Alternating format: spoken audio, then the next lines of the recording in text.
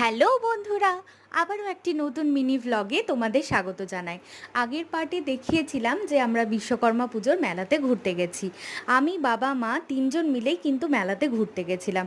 আর তোমাদেরকে আগেই যেমন বলেছি, আমাদের এখানে বিশ্বকর্মা পুজোটা কিন্তু খুব বড় করে হয়।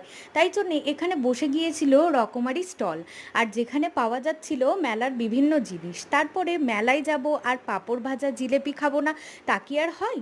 তাই পাঁপড় ভাজা জিলিপি খাওয়ার পরে আমার ইচ্ছা করলো একটু বেগুনিও খেয়ে নিতে।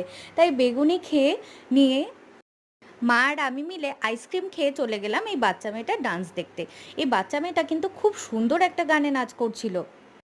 তোমরা কি বুঝতে পেরেছো কোন গানটায় ও নাচ করছিল? যদি বুঝতে পারো তাহলে অবশ্যই জানিও।